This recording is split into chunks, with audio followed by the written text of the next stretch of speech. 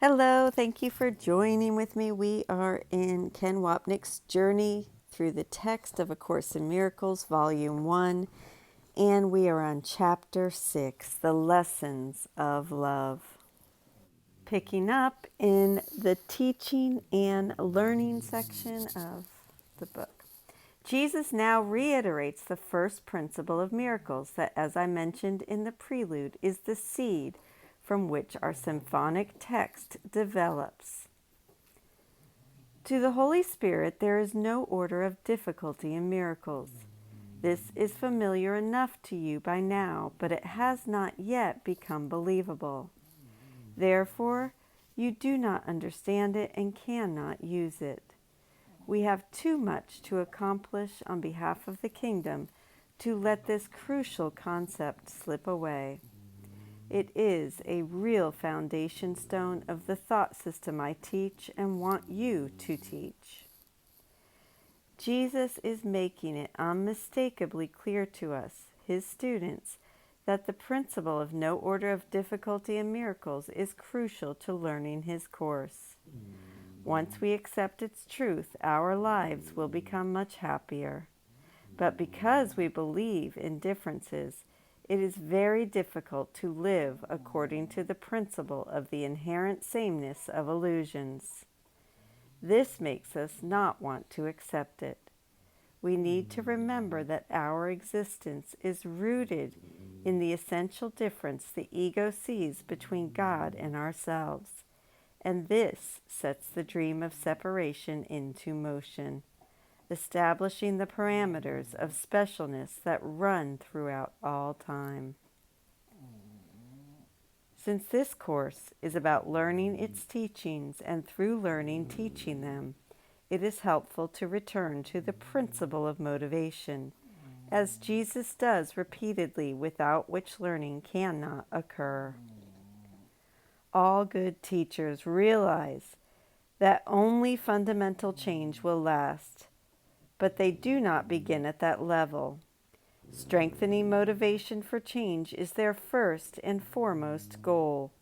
It is also their last and final one. Increasing motivation for change in the learner is all that a teacher need to do to guarantee change.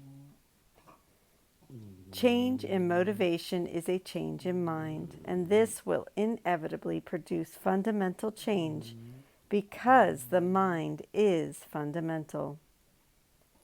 The mind is where fundamental change occurs, which means it is where the only real change can occur. However, we will not learn without motivation, which makes it our teacher's challenge to motivate us to learn his course.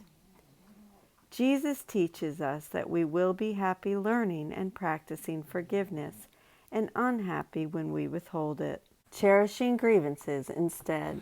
Forgiveness becomes difficult because our identity is built on differences and holding on to grievances, originally against God and then believing through projection that God holds a grievance against us.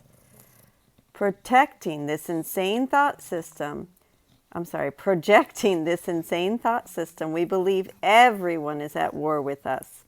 It is truly hard to forgive, for we do not want to let go of the perception of differences, the ego's lifeblood. Again, Jesus' way of motivating us to learn is to tell us that we will feel better if we listen to him. Another major theme of A Course in Miracles is that what we learn, we teach.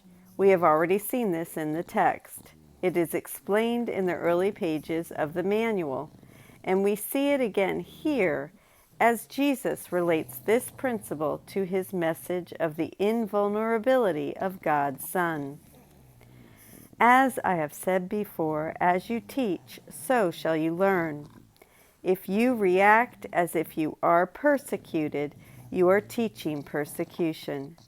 This is not a lesson the Son of God should want to teach if he is to realize his own salvation.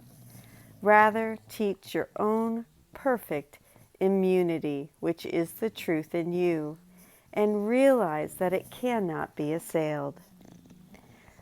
We must come to realize that what we teach, others teach us. In other words, if our suffering tells others that they are responsible for our misery, we reinforce the ego's belief that we are indeed separated and vulnerable selves, totally at the mercy of people outside our control. This firmly establishes our reality as children of separation and differences, an existence for which others are accountable. This leads into a significant theme that will be developed further on in our symphony. We can have our ego's cake of specialness and enjoy it too. We have our individual special self, but we are not responsible for the sin of having attained it. Forgiveness, however, teaches that we are not separate from God because we are not separate from our brother. Our sameness, here reflecting the oneness of heaven. The mind's invulnerability to the body's apparent attack and persecution reestablishes in awareness the Son of God's immunity to illusion, allowing the truth of our identity to dawn upon our minds. And I'm going to go ahead and stop there, and we will pick up the reading here tomorrow. I'm sorry, my dogs are very loud today. They are just making a lot of noise. Thank you. Have a beautiful day, and I love you. See you tomorrow.